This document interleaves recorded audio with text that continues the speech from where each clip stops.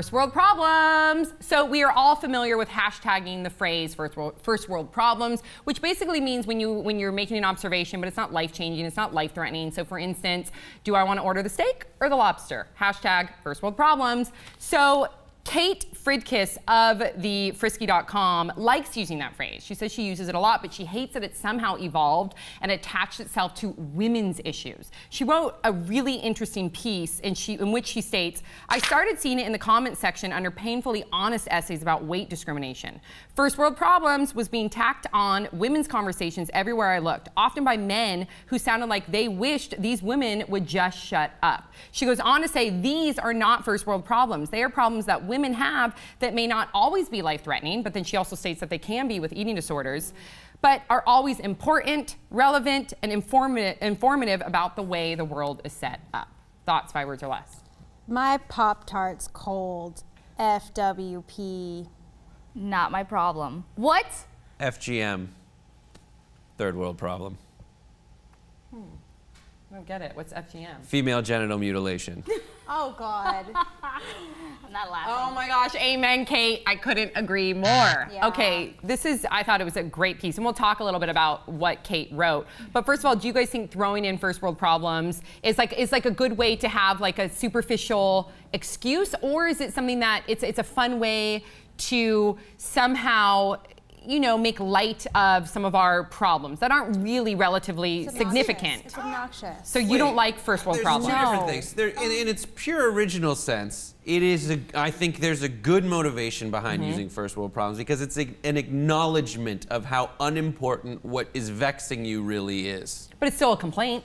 It's still a complaint, and people complain. Yeah. But at least after, you can't get people to stop complaining online. Right. So or at least the whole complain thing would just this collapse way. on itself. So at least complain this way, where it gives you some relevance that this is not a significant issue. The difference, the difference between that and someone who doesn't do first world problems is a person who doesn't say it is kind of an asshole. Yeah. That's true. But when it first started to be a thing, it was funny. But now, like this article, it's being applied to things that are serious.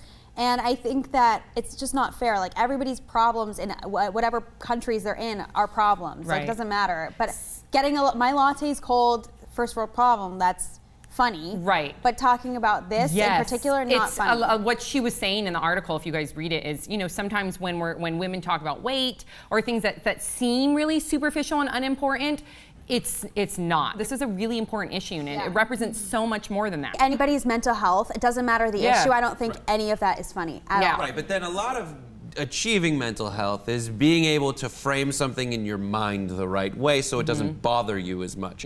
Maybe if you're freaking out about your weight, probably someone who hashtags it online is not going to trigger this very healthy response, but maybe we can glean from this is, I should think in relative terms to women's issues in other parts of the world, such as female genital mutilation. Be happy that you don't face that if you want to find some positivity as opposed to just getting mad at people online. If you want some positivity, maybe you can be like, this person's an idiot who's just totally writing off my issue. But maybe to help you is like, at least you're not in an impoverished nation. Absolutely. Have you seen that video where they use that campaign, First World Problems, as the third world problems, and they show kids in Africa saying, I have no shoes, like I have no food, and it's third world problems, the video that what came about after second that. world problems? We have someone like from the Russia. second world. Bam!